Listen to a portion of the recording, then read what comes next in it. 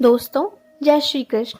आज की इस वीडियो में मैं आपको बताऊंगी कि धृतराष्ट्र के 100 पुत्र क्यों मारे गए और वे अंधे क्यों हुए। उनके पूर्व जन्म का क्या पाप था। धृतराष्ट्र आंख से अंधे थे, लेकिन आंख के न होने से वासना नहीं मिट जाती। काश सूरदास ने धृतराष्ट्र का ख्याल कर लिया होता तो आंखें फोड़ने की कोई जरूरत न होती। सूरदास ने आंखें फोड़ ली थी इसलिए कि न रहेंगी आंखें, न मन में उठेंगी कामना और न उठेगी वासना।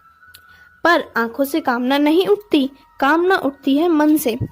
आंखें फूट भी जाएं, फोड़ भी डाली जाएं, तो भी वासना का कोई अंत नहीं है। पिता के जीवन काल में उसके 100 पुत्र क्यों मारे जाएं, इससे बड़ी विडंबना क्या होगी। महाभारत में धृतराष्ट्र के 100 पुत्र मारे गए थे। क्या यह उनके पूर्व जन्म के किसी कर्म का दंड था। धृतराष्ट्र अंधे थे, लेकिन जब उन्हें यह पता चला कि गांधारी को 100 संतानों को जन्म देने का आशीष है, तो अंधेपन का दुख मिट गया था। धृतराष्ट्र के 100 पुत्र और एक पुत्री हुई। कुरुक्षेत्र में उनके 100 पुत्र मारे गए थे। एक पिता के लिए इससे बड़ी विडंबना होगी कि उसे 100 पुत्रों का शोक मनाना पड़े। भगवान श्री कृष्ण ने गीता का जो संदेश दिया था, उसे अर्जुन के अतिरिक्त संजय और धृतराष्ट्र ने भी सुना था। उसमें भगवान श्री कृष्ण ने कहा था कि सब कुछ पूर्व निर्धारित है, सबको उनके पूर्व के कर्मों का दंड भोगना होता है। धृतराष्ट्र को वह बात स्मरण थी। दुर्योधन और दुशासन मुख्य रूप से पांडवों और द्रौपदी के दोषी थे। उनके मारे जाने को तो धृतराष्ट्र कर्म दंडों से जोड़ रहे थे, पर शेष पुत्रों की तो कोई भूमिका ही न थी। वे क्यों मारे गए, यह प्रश्न धृतराष्ट्र को कचोटता था। महाभारत युद्ध समाप्त होने पर धृतराष्ट्र ने श्री कृष्ण से पूछा, मैं अंधा पैदा हुआ, मेरे 100 पुत्र मारे गए। भगवान, मैंने ऐसा कौन सा पाप किया है जिसका यह दंड मिल रहा है। आपने अर्जुन से कहा था कि जो हो रहा है वह कर्मों का दंड है। मेरे अंधे होने और 100 पुत्र के मारे जाने के पीछे क्या कारण है, कृपया यह मुझे बताएं। अपने पुत्रों को खोने की पीड़ा से उभरने में यह काम आएगा। श्री कृष्ण ने कहा, महाराज धृतराष्ट्र, आपने उचित ही सुना था। कर्मों का दंड भोगना पड़ता है, उससे किसी को छूट नहीं है। राजा और समर्थवान लोगों को कर्मों का दंड विशेष रूप से भोगना पड़ता है। ईश्वर उन्हें समर्थवान बनाते हैं तो उनसे ज्यादा जिम्मेदार होने की आशा रखते हैं। कुछ पाने के लिए कुछ तो देना ही पड़ेगा ना महाराज। आप इस जन्म में भी राजा हैं, पूर्व जन्म में भी राजा थे, पर आपने कई पराक्रम किए। धृतराष्ट्र अधीर हो गए। वे बोले, केशव, मैंने इस जन्म में जो किया वह मेरे सामने है। एक राजा और एक बड़े परिवार का मुखिया होने के नाते मुझे वही उचित लगा। पूर्व जन्म का रहस्य जानने को उत्सुक हूँ। कृपया यह रहस्य खोलें कि ऐसा कौन सा पाप था कि मैं अंधा भी हुआ, 100 पुत्र भी गंवाए। भगवान श्री कृष्ण ने धृतराष्ट्र को पूर्व जन्म की याद दिलानी शुरू की। उन्हें पूर्व जन्म में लेकर गए। भगवान बोले, महाराज धृतराष्ट्र, पिछले जन्म में भी आप एक राजा थे। आपके राज्य में एक तपस्वी ब्राह्मण रहते थे। ब्राह्मण के पास हंसों का एक जोड़ा था जिसके 4 बच्चे थे। ब्राह्मण को उन हंसों से अपने संतानों के जैसा लगाव था। ब्राह्मण को तीर्थ यात्रा पर जाना था, लेकिन हंसों की चिंता में वह जा नहीं पा रहे थे। उसने अपनी चिंता एक साधु को बताई। साधु ने कहा, तीर्थ में हंसों को बाधक बताकर हंसों का अगला जन्म खराब क्यों करते हो। राजा प्रजा पालक होता है, तुम और तुम्हारे हंस दोनों उसकी प्रजा हो। हंसों को राजा के संरक्षण में रखकर तीर्थ को जाओ।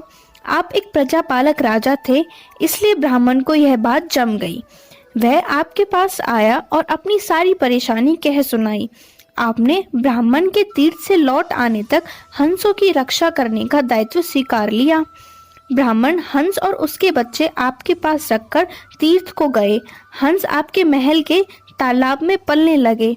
आपको एक दिन मांस खाने की तीव्र इच्छा हुई। आप उस समय अपने महल के बाग में घूम रहे थे। आपकी नजर हंसों पर पड़ गई। आपने सोचा सभी जीवों का मांस खाया है, पर हंस का मांस आज तक नहीं खाया। इसका स्वाद आखिर कैसा होता होगा। आप इसी विषय पर सोचते रहे और हंस का मांस खाने की इच्छा तीव्र होती चली गई। यह इच्छा अब पराकाष्ठा पर पहुंच गई। और आप खुद को रोक न पाए। आपने हंस के 2 बच्चे भून कर खा लिए।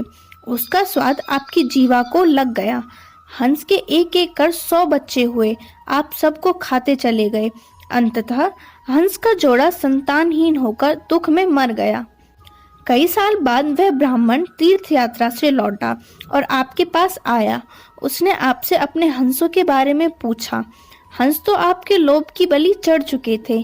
प्रजापालक राजा यह कैसे कहता कि उसने अपने प्रजा की संपत्ति को चुपके से लूट लिया। इसलिए आपने ब्राह्मण से कह दिया कि हंस बीमार होकर मर गए।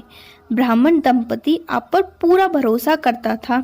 उसने आपकी बात मान ली और विलाप करते घर चले गए। महाराज धृतराष्ट्र, आपने हंसों के बच्चों को खाकर और फिर झूठ बोलकर एक साथ कई अपराध किए। वह सुनिए। आपने तीर्थ यात्रा पर गए उस व्यक्ति के साथ विश्वासघात किया जिसने आप पर पूरा विश्वास किया था। आपने प्रजा की धरोहर में डाका डालकर राजधर्म भी नहीं निभाया। जीवा के लालच में पड़कर हंस के 100 बच्चे भून कर खा गए जो आपके पास आश्रय के लिए आए थे। इस तरह आपने उस असहाय का वध किया जिसे आपने आश्रय दिया था। यह बहुत बड़ा पाप है। हे राजन, इन घोर पाप कर्मों का आपको दंड मिल रहा है। जैसे आपने जीवा के लालच में हंस के 100 बच्चे मारे, वैसे ही आपके 100 पुत्र हुए लालच में पड़कर मारे गए। उन सबकी जीवा भी आवश्यकता से अधिक उदंड थी। जिसने आप पर आंख मूंद कर भरोसा किया, उस तीर्थयात्री से आपने झूठ बोला और राजधर्म का पालन नहीं किया। कोई आंख मूंद कर विश्वास करे तो उसका विश्वास कभी नहीं तोड़ना चाहिए। इसी विश्वासघात के कारण आप अंधे और राजकाज में विफल व्यक्ति हो गए। श्री कृष्ण ने कहा, सबसे बड़ा छल होता है विश्वासघात। आप उसी पाप का फल भोग रहे हैं। दोस्तों, ऐसे ज्ञानवर्धक कहानी और जानने के लिए चैनल को सब्सक्राइब और वीडियो को लाइक अवश्य करें और बोलिए जय श्री कृष्ण की और मेरे साथ उनके चरणों में बने रहें।